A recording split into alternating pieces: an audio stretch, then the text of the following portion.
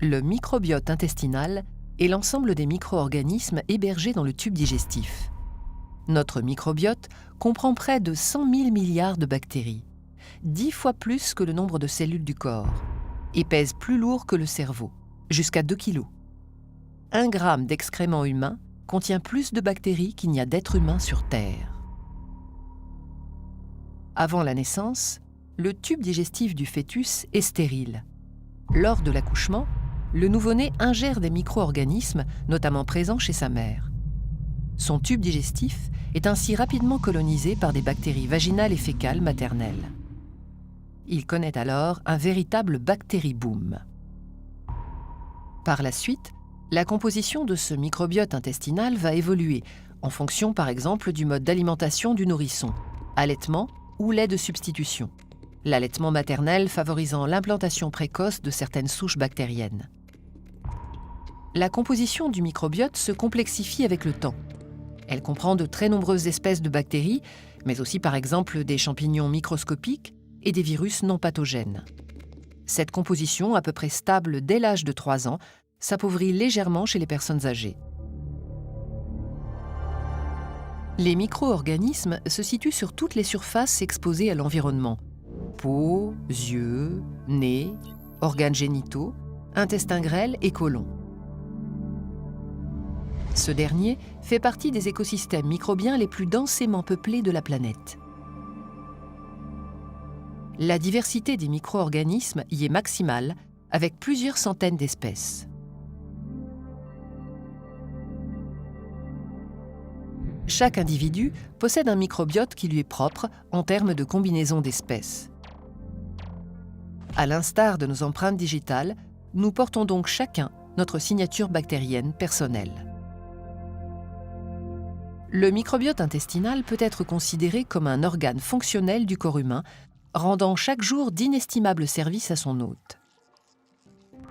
Il est en étroite interaction avec notre intestin et joue différents rôles majeurs. Ainsi, il exerce des fonctions métaboliques essentielles à la digestion. Une fraction des aliments, comme les fibres alimentaires, et une grande partie des glucides n'est pas digérée par nos enzymes dans l'intestin grêle. Elle est dégradée par le microbiote dans le côlon. Cette communauté intestinale assure également un rôle de barrière contre l'invasion des micro-organismes pathogènes responsables de diverses maladies. Non seulement le microbiote les empêche de s'installer en occupant le terrain, mais les bonnes bactéries du microbiote luttent directement contre les pathogènes par compétition pour les mêmes nutriments et par la production de substances bactéricides. L'intestin représente le premier réservoir de cellules immunitaires de l'organisme. Ces cellules, des globules blancs, jouent un rôle primordial sur le microbiote en faisant le tri entre les bactéries nocives et celles qui, au contraire, sont bénéfiques pour la santé.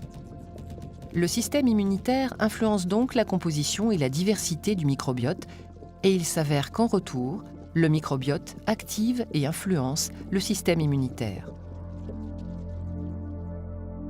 Le stress, la fatigue, une alimentation déséquilibrée ou la prise d'antibiotiques réduisent la variété des micro-organismes présents. Or, leur diversité est fondamentale.